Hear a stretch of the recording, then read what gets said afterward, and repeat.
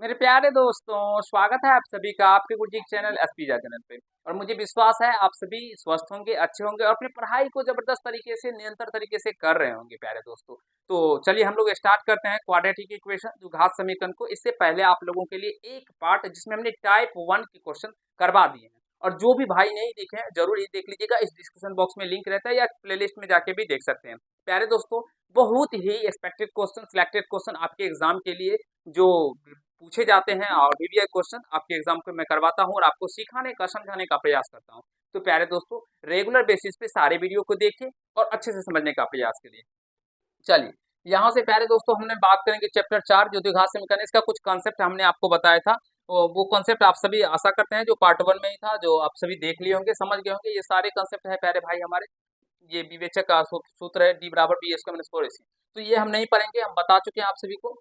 अपने द्विघात समीकरण इसमें ये भी बता दिए थे हम प्यारे दोस्तों। द्विघात समीकरण टाइप 1 के सारे क्वेश्चन ये है, ये सारे टाइप 1 के ही क्वेश्चन है प्यारे दोस्तों। देख सकते हैं विवेचक ज्ञात करने के बारे में, सारे का विवेचक ज्ञात करने के बारे में हमने आपको बहुत ही शानदार तरीके से सिखा दिया। ये टाइप 2 यहाँ से स्टार्ट होता है, जिसमें हम आप सभी को मूलों की प्रकृति, किसी भी प्रश्न में जो प्रश्न दिया जाता है आप सभी का, आप पूछा जाता है मूलों की प्रकृति बताए, कैसे प्रकृति बता सकते हैं उसके बारे में सिखाएंगे।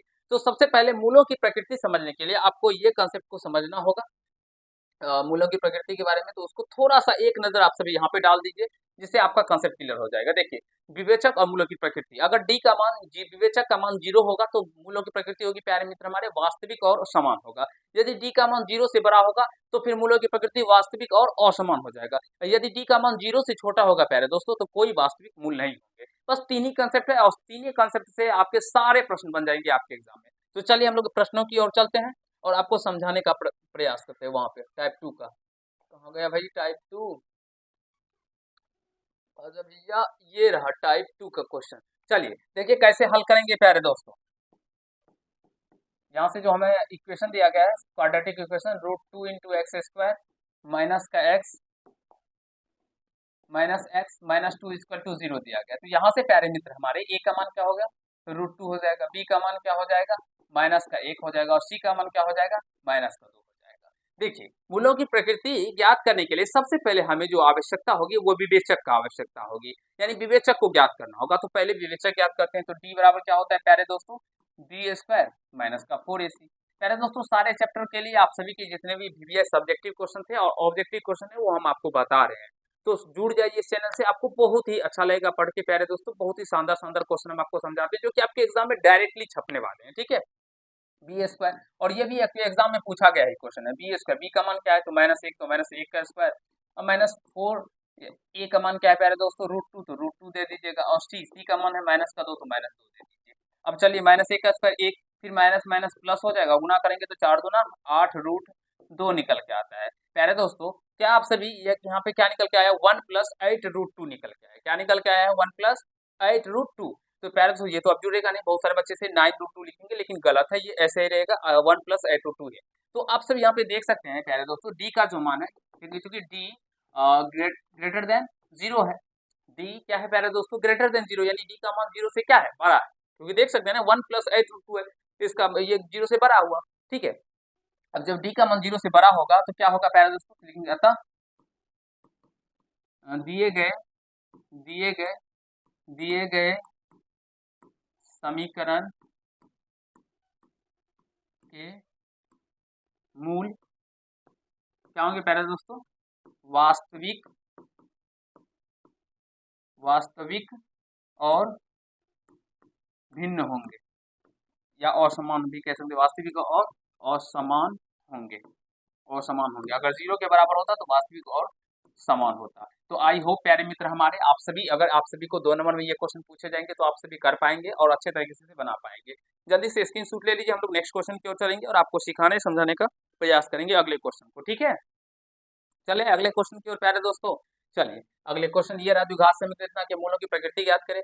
सारे क्वेश्चन तो नहीं बताएंगे, कुछ कुछ क्वेश्चन बता देते हैं, क्योंकि जब तक खुद से नहीं प्रैक्टिस करेंगे तब तक आपसे नहीं बनेंगे। ठीक है, तो चलिए हल करते हैं प्यारे दोस्तों। जो दिया गया है quadratic equation 3x square minus का 4 रूट 3 इंटू एक्स प्लस का 4 इक्वल टू 0।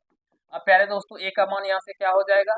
3, बी का मान क्या हो जाएगा माइनस का 4√3 और सी का मान क्या हो जाएगा प्लस का 4 हो जाएगा। तो यहाँ से डी बराबर क्या होता है बी स्क्वायर माइनस का 4ac। तो यहाँ से देखिए बी स्क्वायर, बी का मान क्या है माइनस का 4√3, तो माइनस 4√3 का स्क्वायर माइनस का 4 गुना ए का मान क्या है 3 और सी का मान क्या है प्यारे अभी 4। तो चलिए अब इसका होल स्क्वायर कीजिएगा, देखिए माइनस का 4√3 का स्क्वायर करना है, समझने का प्रयास करेंगे सारे। माइनस का स्क्वायर करेंगे तो ये प्लस हो जाएगा, 4 का स्क्वायर करेंगे तो 16 और √3 का स्क्वायर करेंगे तो 3, तो 16 ये कितना हो जाएगा 48। तो हम डायरेक्टली इसके बदले में क्या लिखेंगे 48, माइनस 4 चौका 16 48, तो 48 में से 48 गया 0 निकल के आ गया। प्यारे दोस्तों आप सभी यहाँ पे देखेंगे तो हमारा डी का जो मान निकल के आया है वो क्या निकल के आ गया 0 निकल के आ गया। अब जब डी का मान 0 निकल के आ जाए तो क्या कीजिएगा यहाँ से लिखेंगे, चूंकि डी बराबर 0 है इसीलिए अतः दिए गए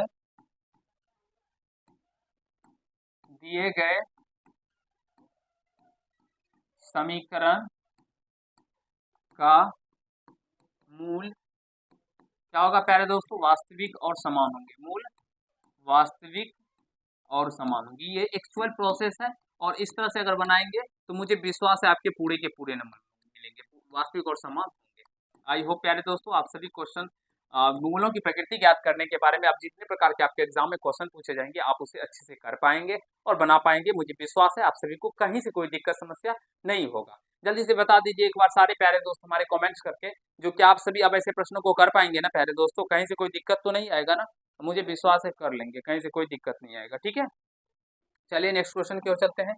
ये रहा निम्नलिखित समीकरण विवेचक ज्ञात कीजिए। विवेचक ज्ञात करने के बारे में इससे पहले भी बता चुके हैं, फिर भी यहाँ पे आ गया तो चलिए बता देते हैं। यहाँ से 2x² माइनस का 4x प्लस का 3 इक्वल टू 0। तो ए का मान 2, बी का मान प्यारे दोस्तों माइनस का 4 और सी का मान प्यारे दोस्तों 3। तो डी बराबर b² माइनस का 4ac। तो बी का मान माइनस 4 का स्क्वायर और माइनस 4a का मान प्यारे दोस्तों 2 और सी का मान 3। तो माइनस 4 का स्क्वायर करेंगे तो प्लस का 16 हो जाएगा और यहाँ से 4 दूना 8 8 या 24, यहाँ से ये घट के माइनस का 8 आ जा रहा है। ठीक है दोस्तों, तो यहाँ से विवेचक हो गया माइनस का 8। और अगर मूलों की प्रकृति पूछा जाता है प्यारे दोस्तों तो क्या होता है ये इसका मूलों की प्रकृति, तो कोई वास्तविक मूल नहीं होंगे क्योंकि डी का मान 0 से छोटा आ रहा है, डी लेस देन 0 आ रहा है ना, इसलिए इसके मूलों की प्रकृति क्या होगा कोई वास्तविक मूल नहीं होंगे। तो आशा करता हूँ आप सभी समझ गए होंगे, सीख लिए होंगे। चलिए नेक्स्ट क्वेश्चन की ओर। अब देखिए अगला टाइप, ये टाइप तो वही है टाइप 2 भी, लेकिन क्वेश्चन का टाइप चेंज है, क्वेश्चन का टाइप चेंज है। देखिए के किन मानों के लिए द्विघात समीकरण x प्लस 1 का x plus 1 into x square minus 2 into k minus 1 into x plus 1 equal to 0 के मूल बराबर होंगे। देखिए प्यारे दोस्तों कितना लाजवाब क्वेश्चन है। ऐसे क्वेश्चनों को कैसे करना है एग्जाम में ये समझने का प्रयास करेंगे। के का मान ज्ञात करना है। सबसे पहले इक्वेशन जो दिया गया देखिए के plus 1 into x square minus का 2 इंटू के माइनस का 1 इंटू एक्स प्लस का 1 इक्वल टू 0। अब ए का मान बात करेंगे तो ए पूछेंगे आपसे भी तो आप बोलेंगे सर के प्लस का 1 होगा, ठीक। बी का मान पूछेंगे तो आपको माइनस 2 इंटू के माइनस का 1 होगा और सी का मान पूछेंगे तो क्या हो जाएगा 1। अब देखिए प्यारे दोस्तों क्वेश्चन को ध्यान से पढ़िए, क्वेश्चन में दिया गया है जो मूल क्या है प्यारे दोस्तों बराबर है। मूल क्या है प्यारे मित्र बराबर है। तो जब मूल बराबर कब होता है प्यारे दोस्तों, मूल तब बराबर लेकिन चूंकि मूल बराबर है, मूल क्या है बराबर है, बराबर है। और मूल तभी बराबर होता है प्यारे मित्र हमारे जब जब क्या होता है डी का मान 0 के बराबर होता है। मूल तभी बराबर होंगे जब डी का मान 0 के बराबर, अभी बताया ना, देखिए यहाँ पे 0 आया था तो मूल समान होंगे था, हुआ था ना, तो इसीलिए यहाँ पे क्या हो जाएगा मूल डी का मान 0 के बराबर हो जाएगा। तो बी स्क्वायर माइनस का 4ac इक्वल टू क्या होगा 0। तो बी स्क्वायर, चलिए थोड़ा सा बी स्क्वायर, बी का मान क्या है यहाँ पे देखिए माइनस में 2 इंटू के माइनस का 1, के माइनस का 1 इसका होल स्क्वायर कर देंगे यहाँ से माइनस का 4। ए का मान क्या है प्यारे दोस्तों के प्लस का 1, तो के प्लस 1 और इंटू सी का मान क्या है तो 1, तो 1 मल्टीप्लाई 1 कर देंगे बराबर में 0 हो जाएगा। अब यहाँ से इसको तोड़िएगा आंसर निकल के आ जाएगा। ठीक है चलिए हम लोग तोड़ते हैं इसको और थोड़ा सा इधर इसको मूव करते हैं, इधर लेके आते हैं। ठीक है चलिए चलिए यहाँ से अब देखिए इसको -2 का स्क्वायर करेंगे तो पहले दोस्तों ये क्या हो जाएगा 4 हो जाएगा और ये के -1 का भी स्क्वायर हो जाएगा। तो यहाँ से लिखेगा तो ए प्लस ए माइनस बी का होल स्क्वायर, तो ए स्क्वायर प्लस बी स्क्वायर, एक का स्क्वायर एक और माइनस का 2 भी तो माइनस का 2 के हो जाएगा। और ये फिर -4 से इसको गुना करेंगे तो ये -4 के और -4 हो जाएगा। 1 से गुना करने पे कोई फर्क नहीं पड़ने वाला, तो इसलिए इतना है बराबर में 0। अब इसको 4 से गुना कर देंगे तो ये 4 के स्क्वायर +4 -8 के -4 के और -4 इक्वल टू 0। अब देखिए ये +4 -4 कट जाएगा प्यारे दोस्तों। यहाँ से क्या बच रहा है 4 के स्क्वायर और ये -8 के और -4 के, तो जुट जाएगा दोनों माइनस में, तो -12 के इक्वल टू क्या हो जाएगा 0। चलिए अब आगे करते हैं, यहाँ से थोड़ा सा मूव करके ऊपर करते हैं प्यारे दोस्तों। देखिए तो यहाँ से क्या हो जाएगा, तो हम लोग 4 के कॉमन कर लेंगे, तो 4 के कॉमन करने पर क्या हो जाएगा k-3 इक्वल टू 0। तो यहाँ से 4 के इक्वल टू क्या हो जाएगा 0 और k-3 इक्वल टू 0 हो जाएगा। तो यहाँ से प्रोसेस यहाँ पे कर लेते हैं, 4 के इक्वल टू 0। तो मेरे प्यारे दोस्तों k का मान क्या निकल के आ जाएगा 0/4 यानी कि 0 हो जाएगा, और k का मान -3 है, तो यहाँ पे देखिए तो k बराबर क्या हो जाएगा 3 हो जाएगा। तो इसका राइट आंसर क्या हो जाएगा प्यारे दोस्तों, तो इसको हम छोटा करते हैं जिससे आपको समझ में आए, पूरे अच्छे से दिख जाए। देखिए प्यारे दोस्तों इसका राइट आंसर क्या हो जाएगा ये बताइए। अगर हम लोग k का मान 0 ले ले, अगर हम 0 लेंगे प्यारे दोस्तों तो थोड़ा सा समझने का प्रयास करिएगा। 0 + 1 0 भी ले सकते हैं, ठीक है 0 भी ले सकते हैं। इसका मान k का मान 0 और 3 दोनों आ जाएगा, ठीक है। तो यहाँ से पूछा गया मूल बराबर होंगे k के किन मानों के लिए, तो अतः k का मान क्या हो जाएगा प्यारे दोस्तों 0 या 3, ठीक है। आशा करता हूँ आप सभी समझ गए होंगे ऐसे प्रश्नों को करने के बारे में, कहीं से कोई दिक्कत समस्या नहीं हुआ होगा।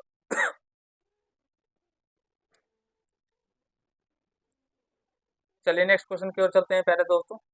एक बार स्क्रीनशॉट लेना चाहते हैं तो ले लीजिए, बहुत ही इंपॉर्टेंट क्वेश्चन है, ये पूछा गया क्वेश्चन है। देखिए कहा गया k के किन मानों के लिए समीकरण इतना, यहाँ पे क्वेश्चन थोड़ा सा इधर उधर दिख रहा है मुझे लग रहा है, ठीक है 5 नंबर। चलिए इसे बता देता हूँ 6 नंबर को। p का मान ज्ञात करें यदि समीकरण इतना बराबर 0 के मूल बराबर है। यहाँ पे सेम क्वेश्चन है, समझिए प्यारे दोस्तों, P x into x minus का 2 प्लस का 6 इक्वल टू 0 है। इस तरह से चलिए मल्टीप्लाई कर दीजिए, तो p को x गुना कर पी एक्स स्क्वायर माइनस का 2p बराबर प्लस का 6 इक्वल टू 0 हो जाएगा, ठीक है। यहाँ पे 2p x हो जाएगा, 2p x भी तो है ना, p 2p x प्लस का 6 इक्वल टू 0। तो a का मान क्या हो गया प्यारे दोस्तों p हो गया, b का मान क्या हो गया 2p हो गया, और c का मान प्लस का 6 हो गया। क्योंकि मूल बराबर है ना प्यारे दोस्तों, कहा गया प्रश्न के अकॉर्डिंग मूल बराबर है, ठीक है। तो मूल कब बराबर होगा, जब d का मान 0 के बराबर होगा। अब d के मान 0 के बराबर है तो b स्क्वायर माइनस का 4ac इक्वल टू क्या हो जाएगा 0। तो b का मान यहाँ से देखिए 2p है, तो 2p का स्क्वायर माइनस का 4a का मान p है और c का मान 6 है, इक्वल टू क्या होगा 0। तो यहाँ देखिए 2 दूना 4p स्क्वायर और माइनस का 6 चौका 24p हो जाएगा प्यारे दोस्तों इक्वल टू 0।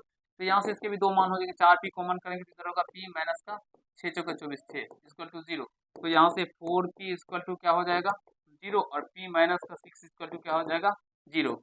तो p का मान प्यारे दोस्तों 0/4 और यहाँ से p का मान 6, यानी प्यारे दोस्तों p का मान क्या निकल के आ जाएगा 0 होगा या तो p का मान 6 हो जाएगा। तो आई होप आप सभी अच्छे तरीके से समझ गए होंगे, कहीं से कोई दिक्कत समस्या आप सभी को नहीं हुआ। अब यहाँ पे थोड़ा सा समझने का प्रयास करेंगे आप सभी, ठीक है। अब बोलेंगे सर क्या ऐसे, तो अगर p का मान हम लोग 0 ले ले तो ये टर्म 0 हो जाएगा, ठीक है। p का मान 0 से इसको मल्टीप्लाई 0 हो जाएगा ना फिर, तो इसलिए p का मान 0 नहीं लेना है, क्योंकि ये भी 0 हो जाएगा बराबर हो जाएगा, ठीक है। तो यहाँ पे p का मान प्यारे दोस्तों क्या हो जाएगा, p का मान क्या हो जाएगा प्यारे दोस्तों 6 हो जाएगा यहाँ पे, ठीक है। p का मान अगर हम 0 लेंगे ना तो ये पूरे टर्म को 0 कर देगा, ठीक है, और ये पूरे टर्म 0 हो जाएगा तो सही बचेगा, तो b स्क्वायर माइनस 4ac। तो ये फिर प्यारे दोस्तों के मूल बराबर नहीं होगा, इसलिए ऐसा p का मान 0 नहीं है 6 ही केवल हो जाएगा, ठीक है। तो आशा करता हूँ जो अभी मैंने आपका टाइप 2 का क्वेश्चन करवाया ये समझ गए होंगे, कहीं कोई दिक्कत समस्या आप सभी को नहीं हुआ होगा, ठीक है। तो इस तरह के जो भी क्वेश्चन आपको बुक में दिखेंगे या कहीं से गैस पेपर या कुछ में भी देखने को मिलेंगे, तो उसे आप लोग प्रैक्टिस कर लीजिएगा, समझ लीजिएगा, क्योंकि इस तरह के क्वेश्चन आते हैं। अब हम लोग नेक्स्ट टाइप में आप लोगों को टाइप 3 के क्वेश्चन करवाएंगे, जिसमें हम आपको बहुत सारे इंपॉर्टेंट क्वेश्चन, जिसमें अगर बात करें प्यारे दोस्तों तो गुणनखंड विधि से कैसे हम लोग मूल ज्ञात करते हैं, वो सिखाएंगे। गुणनखंड विधि से कैसे मूल ज्ञात करते हैं, फिर द्विघात सूत्र से और पूर्ण वर्ग विधि से, उसके बाद ये द्विघात समीकरण खत्म होगा, फिर हम लोग नेक्स्ट चैप्टर की ओर चलेंगे। आशा करता हूँ आप सभी अच्छे तरीके से समझ गए होंगे, कहीं कोई दिक्कत समस्या आप सभी को नहीं हुआ होगा और आप हमारे सारे वीडियो को रेगुलर बेसिस पे देखते होंगे और समझते होंगे। चलिए नेक्स्ट पार्ट में मिलते हैं, तब तक के लिए धन्यवाद।